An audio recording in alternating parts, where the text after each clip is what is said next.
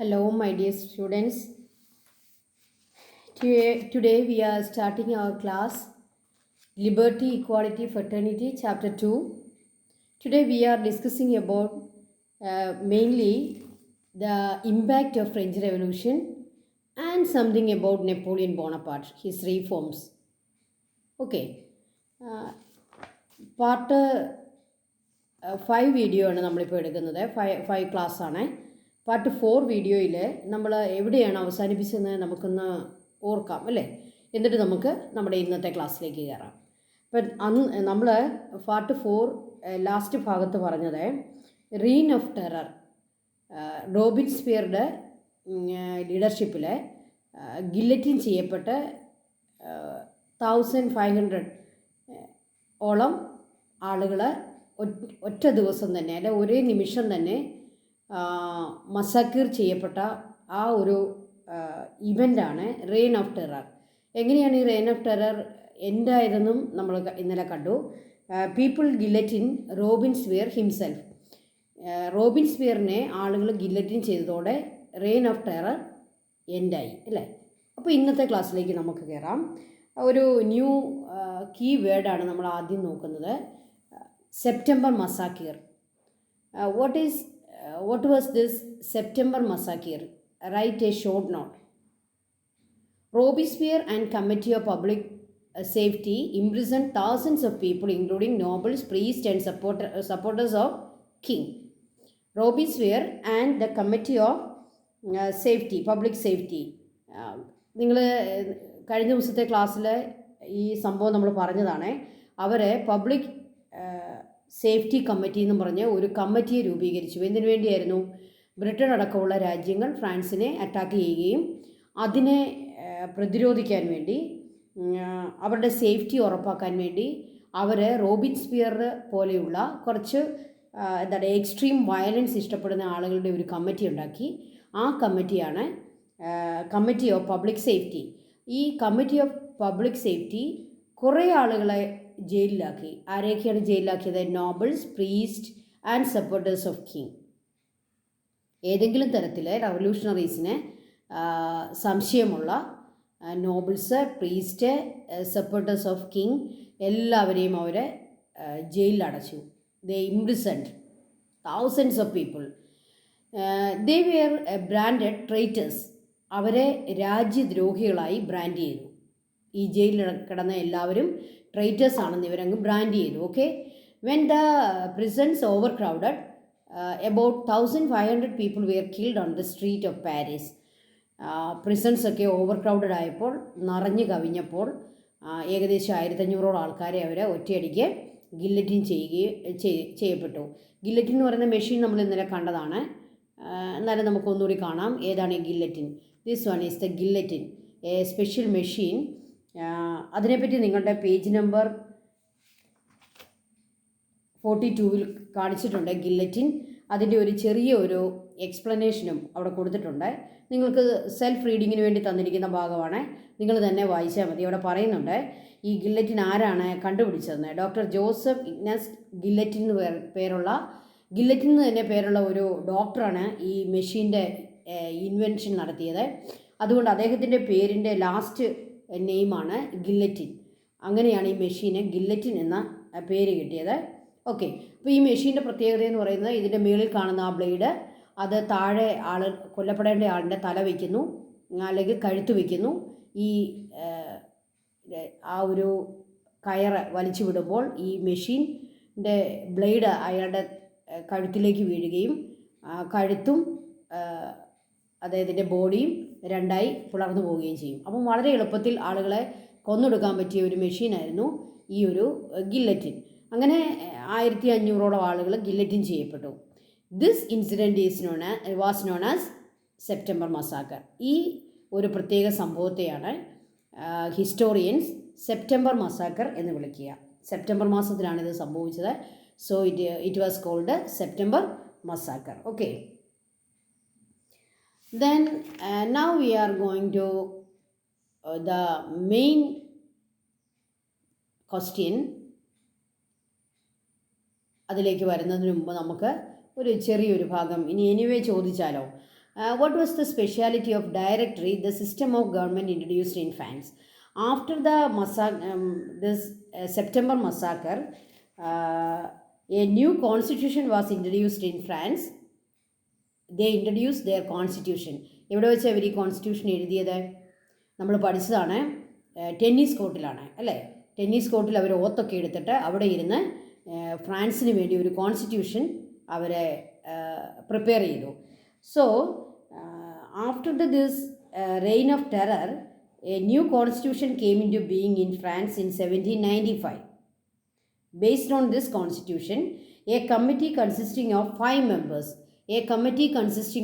members carried out the administration. This system of government was called a directory.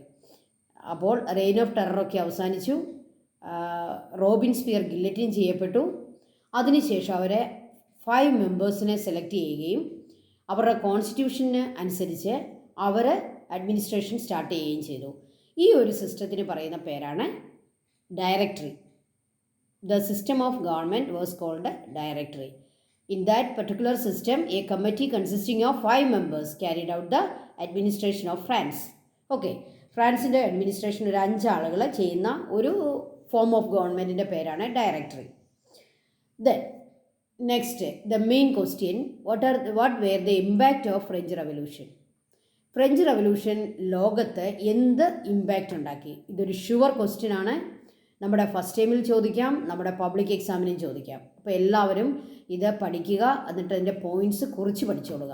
നിങ്ങളുടെ നോട്ട്ബുക്കിൽ നിങ്ങൾ ആ points എഴുതി തന്നെ പഠിക്കേണ്ട ഒരു ഇമ്പോർട്ടൻറ്റ് ക്വസ്റ്റ്യൻ ആണ് impact of French revolution. First impact, the collapse of feudalism, the end of feudalism. Feudalism എന്ന് പറയുന്ന ആ ഒരു നെഗറ്റീവ് സിസ്റ്റം തന്നെ എൻഡായി. ഓക്കെ, ആളുകളെ സ്ലേവ്സ് ആക്കിക്കൊണ്ട് അവർക്ക് റെമ്യൂണറേഷൻ കൊടുക്കാതെ, സാലറി കൊടുക്കാതെ അവരെ കൊണ്ട് സ്ലേവറി ചെയ്യിപ്പിക്കുന്ന വളരെ ഒരു നെഗറ്റീവ് സിസ്റ്റമായിരുന്നു ഫ്യൂഡലിസം. ഇത് ഈ ഫ്രഞ്ച് റവല്യൂഷനോടുകൂടി എൻഡായി.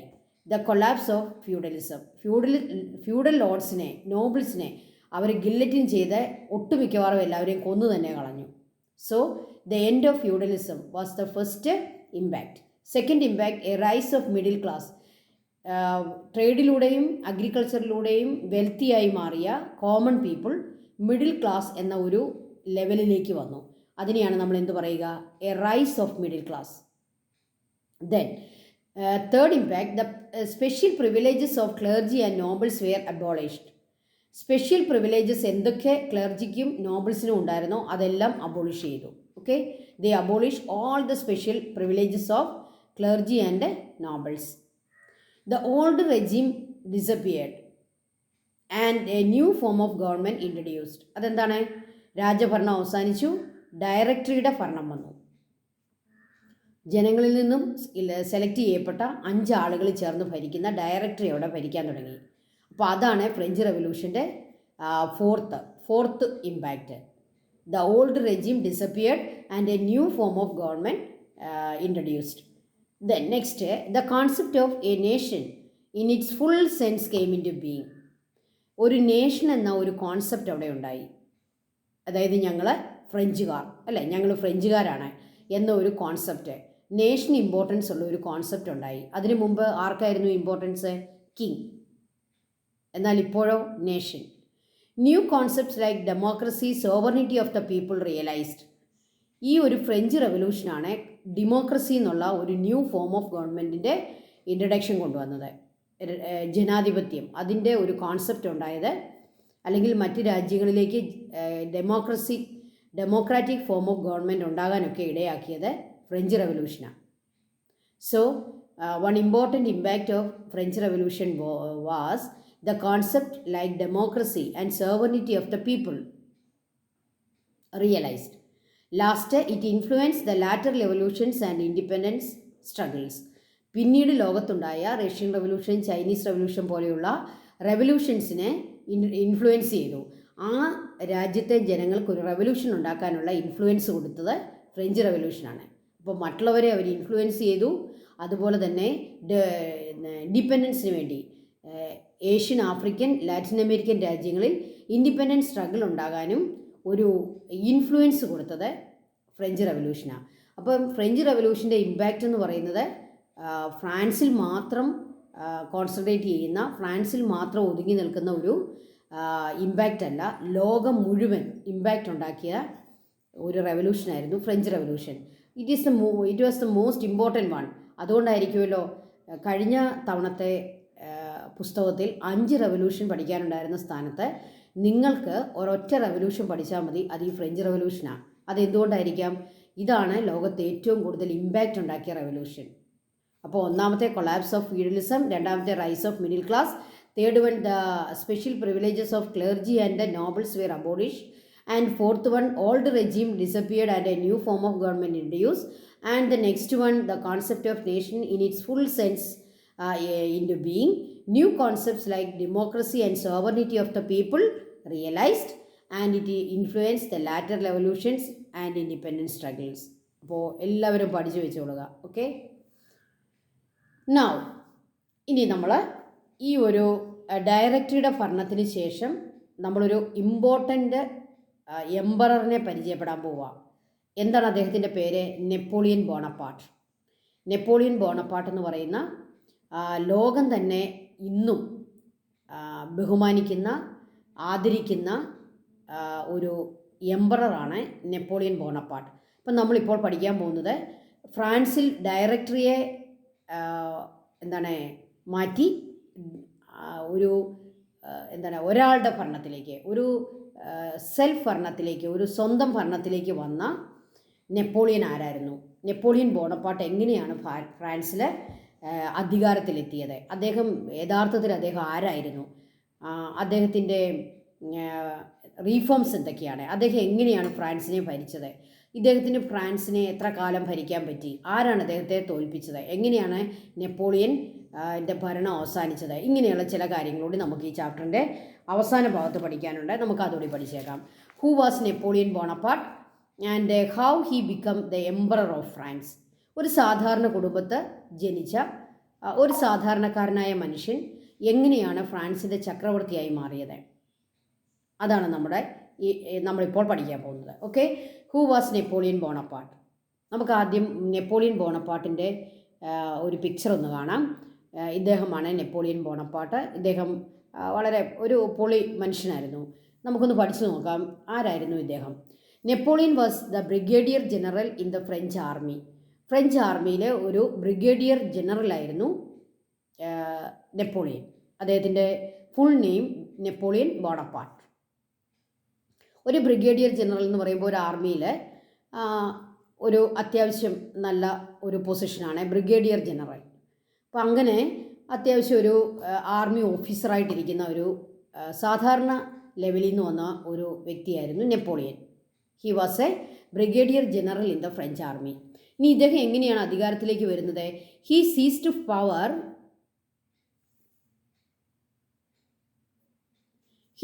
Power by overthrowing the directory that existed in France. അദ്ദേഹം ഈ ബ്രിഗേഡിയർ ജനറലായിട്ടിരിക്കുന്ന സമയത്ത് അദ്ദേഹത്തിന് കുറച്ച് സോൾജിയേഴ്സിനെ അദ്ദേഹത്തിൻ്റെ അനുയായികളായിട്ട് ലഭിക്കുകയും അവരുടെയൊക്കെ ഒരു സപ്പോർട്ടോടുകൂടി he seized power. Seized power, അധികാരം പിടിച്ചെടുത്തു. He seized power by overthrowing the directory that existed in France. അന്ന് ഉണ്ടായിരുന്ന 5 പേരടങ്ങുന്ന ഡയറക്ടറിയെ ഓവർത്രോ ചെയ്തുകൊണ്ട് അദ്ദേഹം പവർ പിടിച്ചെടുത്തു. He seized power. He established a new administrative system consisting of 3 councils instead of directory. ഡയറക്ടറിക്ക് പകരം അദ്ദേഹം സെലക്ട് ചെയ്യുന്ന 2 പേരെ കൂടെ വെച്ച് 3 കോൺസൽസ് ഒരു ന്യൂ നെയിമാണ് അല്ലേ? ഒരു ഡയറക്ടറി എന്നുള്ളതുപോലെ തന്നെ ഒരു പേരാണ് കോൺസൽസ്. 3 കോൺസൽസ് ഉള്ള ഒരു ന്യൂ അഡ്മിനിസ്ട്രേറ്റീവ് സിസ്റ്റം നെപ്പോളിയൻ കൊണ്ടുവന്നു. Napoleon himself was the first consul. അപ്പോൾ 3 കോൺസൽസ് ആണുള്ളത്, അതിൽ ഫസ്റ്റ് വൺ നെപ്പോളിയൻ. ആ രീതിയിലാണ് അദ്ദേഹം ഒരു ന്യൂ അഡ്മിനിസ്ട്രേറ്റീവ് സിസ്റ്റം എസ്റ്റാബ്ലിഷ് ചെയ്തു. പിന്നീട് അദ്ദേഹം എന്ത് ചെയ്തു? പെട്ടെന്ന് തന്നെ അദ്ദേഹം ഒരു പുതിയ പേരങ്ങ് സ്വീകരിച്ചു. Soon Napoleon declared himself as the emperor of France. അദ്ദേഹം തക്ക സമയം നോക്കി സ്വന്തമായി ഫ്രാൻസിൻ്റെ എംപററാണെന്ന് അദ്ദേഹം അങ്ങ് ഡിക്ലെയർ ചെയ്തു, പ്രഖ്യാപിച്ചു. അപ്പോൾ നോക്കുകയും ആര് ചോദിക്കാനാ? ഒരു ബ്രിഗേഡിയർ ജനറലായിരുന്ന നെപ്പോളിയൻ സ്വയം ഫ്രാൻസിൻ്റെ എംപററാണെന്ന് സ്വയം ഡിക്ലെയർ ചെയ്തു. അപ്പോൾ അദ്ദേഹം ആരായിരുന്നു, അദ്ദേഹം എങ്ങനെയാണ് പവർ എടുത്തത്, എന്താണ് ഈ കോൺസൽ എന്ന് പറയുന്ന ഒരു new administrative system established by Napoleon Bonaparte and he himself was the first consul and 2 other members. Okay, he declared himself as the emperor of France. സ്വന്തമായിട്ട് എംപററാണെന്ന് പ്രഖ്യാപിച്ച ആളാണ് നെപ്പോളിയൻ ബോണപ്പാർട്ട്. അപ്പോൾ who was Napoleon Bonaparte, how he became the emperor of France. Okay, Napoleon ബോണപ്പാർട്ടിൻ്റെ picture. Now ഇത് വളരെ important ആയിട്ടുള്ളൊരു കാര്യമാണ്. നെപ്പോളിയൻ ബോണപ്പാർട്ട് നമ്മൾ നോക്കുമ്പോൾ അദ്ദേഹം സ്വയം എംപററായിട്ടൊക്കെ പറഞ്ഞ അദ്ദേഹം പവർ പിടിച്ചെടുത്ത ആളാണെങ്കിലും അദ്ദേഹത്തിൻ്റെ അഡ്മിനിസ്ട്രേറ്റീവ് റീഫോംസ് പൊളി സംഭവം തന്നെയാണ്. നമ്മൾ പഠിക്കേണ്ട കാര്യമാണ്. നിങ്ങൾക്ക് നിങ്ങളുടെ എക്സാമിന് ചോദിക്കാൻ സാധ്യതയുമുണ്ടായി. Napoleon's administrative reforms laid the foundation of modern France. Explain. അതാണ് അതിൻ്റെ ഇമ്പോർട്ടൻസ്. നെപ്പോളിയൻ്റെ റീഫോംസ്, അദ്ദേഹത്തിൻ്റെ ഭരണ പരിഷ്കാരങ്ങളെ മോഡേൺ ഫ്രാൻസിൻ്റെ ഫൗണ്ടേഷൻ ഇട്ടു, അടിത്തറയിട്ടു. അത്രയ്ക്ക് എന്താണ് എലഗൻ്റായിട്ടുള്ള റീഫോംസാണ് അദ്ദേഹം കൊണ്ടുവന്നത്. Napoleon's administrative reforms laid the foundation of modern France. Explain. The legal reforms. നെപ്പോളിയൻ്റെ റീഫോംസിനെ നമുക്ക് ഒരു 3-4 ഹെഡിങ്ങിലോട്ട് വരുത്താം. അതിൻ്റെ ടൈറ്റിൽസ് ഞാൻ ആദ്യം ഒന്ന് വായിക്കാം. ലീഗൽ റീഫോംസ്, ദെൻ നെക്സ്റ്റ് അദ്ദേഹത്തിൻ്റെ കാൻകോഡ്, ആ വേർഡ് വായിക്കേണ്ടത് concord. Then educational reforms, then economic reforms, then military reforms. അപ്പം നെപ്പോളിയൻ്റെ റീഫോംസിനെ നമ്മൾ 5 ടൈറ്റിലാക്കി കാറ്റഗറൈസ് ചെയ്യുക. ലീഗൽ റീഫോം, അതായത് ലോയുമായിട്ട് ബന്ധപ്പെട്ട റീഫോംസിനെയാണ് ലീഗൽ റീഫോംസ്. ദെൻ കാൻകാർഡ് എന്ന് പറഞ്ഞാൽ പോപ്പുമായിട്ടുണ്ടാക്കിയ ഒരു എഗ്രിമെൻറ്റാണ്, അതവിടെ നിൽക്കട്ടെ, നമുക്ക് പഠിക്കാം. ദെൻ എഡ്യൂക്കേഷണൽ റീഫോംസ്, അദ്ദേഹത്തിൻ്റെ എഡ്യൂക്കേഷൻ ആ ഒരു ഏരിയയിൽ അദ്ദേഹം കൊണ്ടുവന്ന റീഫോംസ്. ദെൻ ഇക്കണോമിക് റീഫോംസ്, സാമ്പത്തികമായിട്ടുള്ള ഏരിയകളിൽ അദ്ദേഹം കൊണ്ടുവന്ന റീഫോംസ്. ദെൻ മിലിറ്ററി റീഫോംസ്, സൈന്യത്തിൻ്റെ കാര്യത്തിൽ അദ്ദേഹം കൊണ്ടുവന്ന റീഫോംസ്. ഇങ്ങനെ legal, concord, education, economic and military, ഇങ്ങനെ എല്ലാ രീതിയിലും അദ്ദേഹം റീഫോംസ് കൊണ്ടുവന്നു. ഇനി ഓരോന്നിനെയും നമുക്ക് ഡീറ്റെയിൽഡ് ആയിട്ട് പഠിക്കാം. First one, legal reforms. By Napoleonic code he introduced some reforms. That is, feudal lords were abolished. Feudal lords ഒക്കെ അബോളിഷ് ചെയ്തു. Equality and religious freedom wire recognised. അദ്ദേഹം ഈക്വാളിറ്റി കൊണ്ടുവന്നു, റിലീജിയസ് ഫ്രീഡം, എല്ലാവർക്കും റിലീജിയസ് ഫ്രീഡം കൊണ്ടുവന്നു. ആ രീതിയിലുള്ള loss ആണ് Napoleon establish ചെയ്തത്. അതിൻ്റെ പേര് തന്നെ നെപ്പോളിയനിക് കോഡ്. കോഡ് എന്നുള്ള വേർഡിൻ്റെ അർത്ഥം എന്താണ്? ലോ. നെപ്പോളിയൻ്റെ ലോ. ഫ്യൂഡൽ ലോഡ്സ് അദ്ദേഹം അബോളിഷ് ചെയ്തു, ഈക്വാളിറ്റി അദ്ദേഹം കൊണ്ടുവന്നു, അതുപോലെ തന്നെ റിലീജിയസ് ഫ്രീഡം. ഈ 3 കാര്യത്തിന് വേണ്ടിയുള്ള ലോസാണ് അദ്ദേഹം ഇൻട്രൊഡ്യൂസ് ചെയ്തത്. ഓക്കെ, ദെൻ രണ്ടാമത്തേതാണ് concord. What is this concord? It is an agreement with പോപ്പുമായിട്ട് ഏതെങ്കിലും ഒരു അഡ്മിനിസ്ട്രേറ്റർ ഉണ്ടാക്കുന്ന എഗ്രിമെൻറ്റിനെ നമ്മൾ വെറും എഗ്രിമെൻ്റ് എന്നല്ല പറയുന്നത്, അതിന് പറയുന്ന പേരാണ് കാൻകോഡ്. ഇത് വായിക്കേണ്ടത് concord. As per the agreement with the pope, the freedom of the Catholic Church was restored. അപ്പോൾ കണ്ടോ, അദ്ദേഹം പോപ്പുമായിട്ട് വളരെ സൗഹാർദ്ദമായിരുന്നു. പോപ്പുമായിട്ട് അദ്ദേഹം ഒരു കാൻകോഡ് സൈൻ ചെയ്യുകയും കാത്തലിക് ചർച്ചിനുണ്ടായിരുന്ന എല്ലാ ഫ്രീഡവും അദ്ദേഹം റീസ്റ്റോർ ചെയ്യുകയും ചെയ്തു. What is restoring? അദ്ദേഹം തിരിച്ചു കൊടുത്തു. അവർക്ക് എന്തെങ്കിലും പ്രശ്നം ഉണ്ടെങ്കിൽ അതെല്ലാം തിരിച്ചു കൊടുത്തു. അപ്പോൾ കാത്തലിക് ചർച്ചുമായിട്ട് അദ്ദേഹം ഒരു ഫ്രണ്ട്ലി റിലേഷൻഷിപ്പ് എസ്റ്റാബ്ലിഷ് ചെയ്തു. അതിൻ്റെ പേരാണ് കൻകോഡ്. Then educational reforms.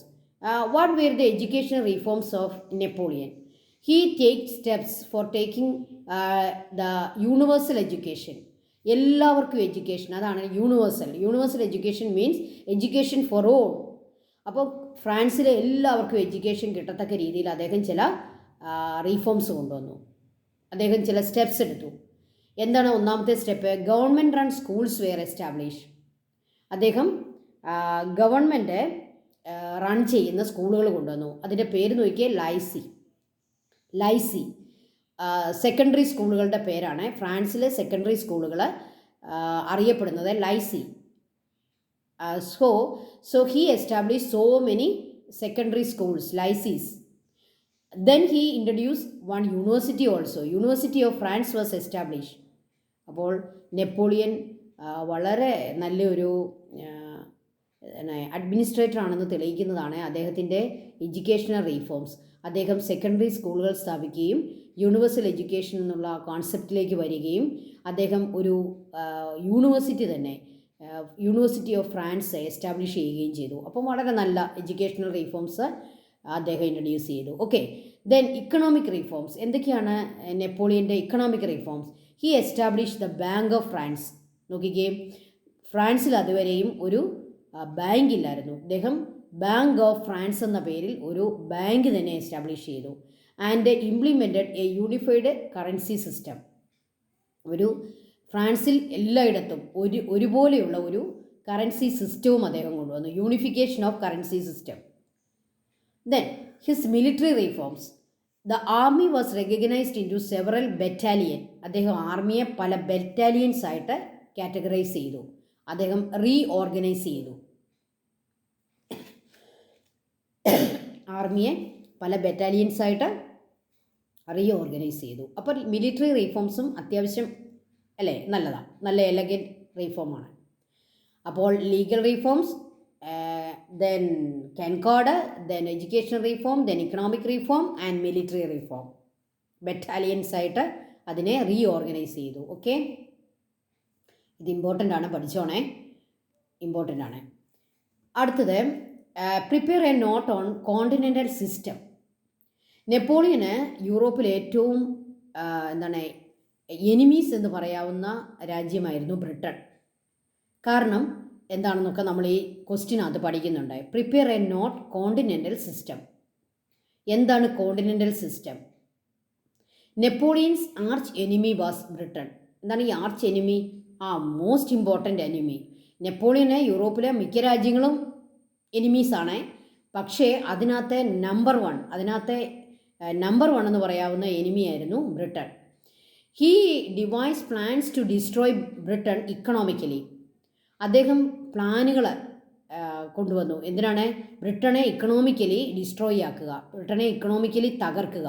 അതിനുവേണ്ടി അദ്ദേഹം പല പ്ലാനുകളും കൊണ്ടുവന്നു. Because he knew that it would be impossible to conquer Britain which was a superior naval power.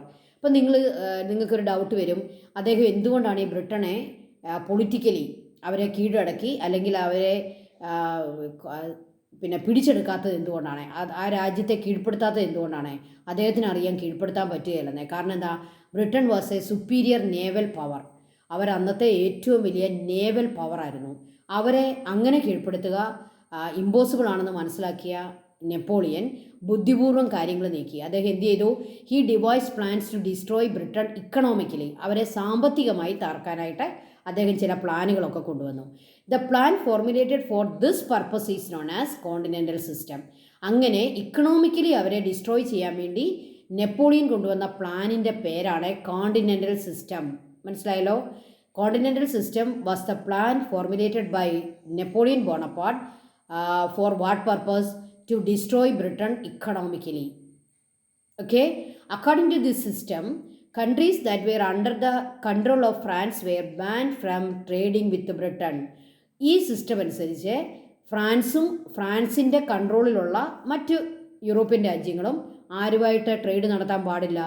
ബ്രിട്ടനുമായിട്ട് trade നടത്താൻ പാടില്ല. Okay, Napoleon band all the trading activities with Britain. അപ്പോൾ ബ്രിട്ടനുമായിട്ട് ഈ രാജ്യങ്ങളൊന്നും trade നടത്തരുതെന്ന് പറയുന്നത് എന്തുകൊണ്ടാണ്? അങ്ങനെ അവരെ ഇക്കണോമിക്കലി ഡിസ്ട്രോയ് ചെയ്യാം. So this continental system it was a plan by Napoleon Bonaparte and in this plan he banned the trading with Britain. France മാത്രമാണോ? No, not only France, all the other friendly nations. അവരുടെ friendly ആയിട്ടുള്ള എല്ലാ നേഷൻസും ബ്രിട്ടനുമായിട്ട് ഒരു trade നടത്തരുതെന്ന് അദ്ദേഹം നിർദ്ദേശിച്ചു. അതാണ് continental system. Okay, prepare a note on continental system. ഒരു 3 mark question ആയിരിക്കാം. അപ്പോൾ അതെന്താണ്? നെപ്പോളിയൻ ബോണപ്പാർട്ടാണ് അതിൻ്റെ അത് ഇൻട്രൊഡ്യൂസ് ചെയ്തത്. അത് ബ്രിട്ടനുമായിട്ടുള്ള അദ്ദേഹത്തിൻ്റെ എൻമിറ്റിയുടെ ഭാഗമായിരുന്നു. അദ്ദേഹം ഇക്കണോമിക്കലി ബ്രിട്ടനെ ഡിസ്ട്രോയ് ചെയ്യാനായിട്ടാണ് ഈ സിസ്റ്റം കൊണ്ടുവന്നത്. ഇതനുസരിച്ച് ബ്രിട്ടനുമായിട്ട് ഒരു ട്രേഡും പാടില്ലെന്ന് അദ്ദേഹം ബാൻ ചെയ്തു. സോ അത്ര എഴുതുമ്പോൾ നിങ്ങൾക്ക് മാർക്ക് ഫുള്ളായിട്ട് കിട്ടും. ഓക്കെ, അത് മാത്രം എഴുതിയാൽ മതി.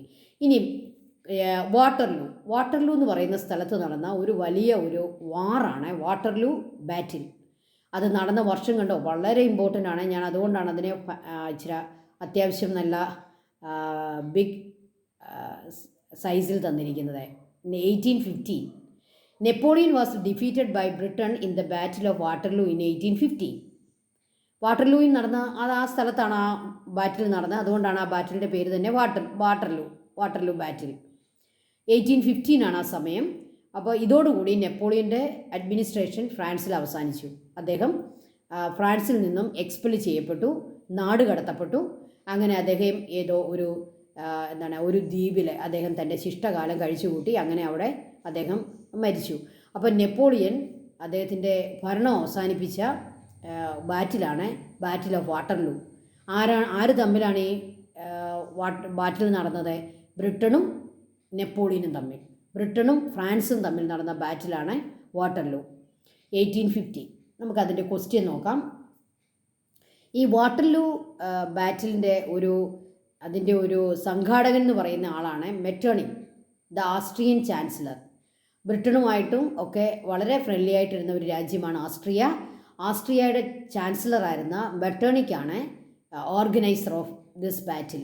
ഇതിൻ്റെ ഓർഗനൈസർ ബ്രിട്ടനാണ്. അതിൻ്റെ ഇമ്പോർട്ടൻ്റ് ആയിട്ടുള്ള കൺട്രി എങ്കിലും ഇദ്ദേഹമാണ് അതിൻ്റെ പ്രസിഡൻറ്റ്. ഓക്കെ, പിന്നീട് ഈ വാട്ടർലൂ യുദ്ധത്തിന് ശേഷം നെപ്പോളിയനുമായിട്ടൊരു എഗ്രിമെൻ്റ് സൈൻ ചെയ്യാനൊക്കെ നേതൃത്വം കൊടുത്ത ആളും മെറ്റേണിക്ക്. അതുകൊണ്ടാണ് ടീച്ചർ ആ ഫോട്ടോ എന്നെടുത്തിട്ടത്. ഇദ്ദേഹത്തിൻ്റെ പേര് ഒരുപക്ഷെ നിങ്ങൾക്ക് എക്സാമിന് ചോദിക്കാം, അതുകൊണ്ട് നിങ്ങളൊന്ന് കണ്ടുവയ്ക്കുക. മെറ്റേണിക്ക്, Austrian chancellor. Okay,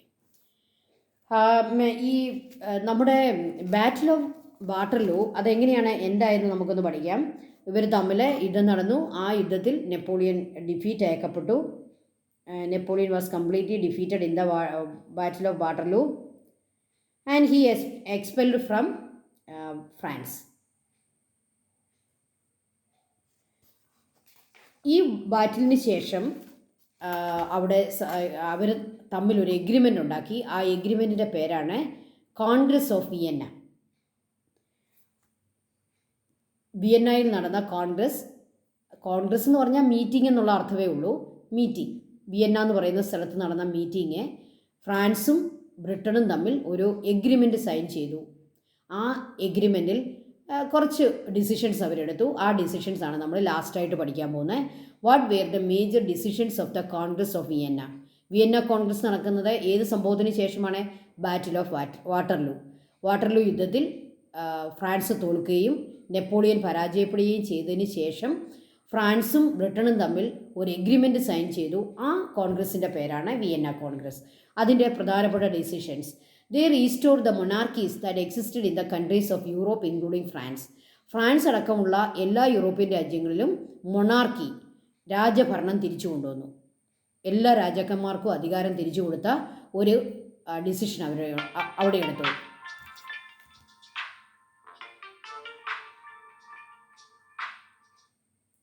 then restore the Bourbon monarchy in France. Bourbon മൊണാർക്കിയുടെ ഭരണം ഫ്രാൻസിൽ തിരിച്ചു കൊണ്ടുവന്നു. അതായത് നിലവിൽ എന്തെല്ലാം പുതിയ കാര്യങ്ങൾ അവിടെ സംഭവിച്ചോ അതിനെയെല്ലാം ഇല്ലാതാക്കിക്കൊണ്ട് വീണ്ടും പഴയതിലേക്ക് പോകുന്നതാണ് വിയന്ന കോൺഗ്രസ് ചെയ്ത ഡിസിഷൻസ്. അതായത് എവിടെയൊക്കെ മൊണാർക്കികളെ ഇല്ലാതായോ അതെല്ലാം തിരിച്ച് റീസ്റ്റോർ ചെയ്തു. ബോർബോൺ മൊണാർക്കി എൻഡായിരുന്നല്ലേ, അതിനെ റീസ്റ്റോർ ചെയ്തു. Recognise Britain's naval supremacy and Russia's dominance in eastern Europe.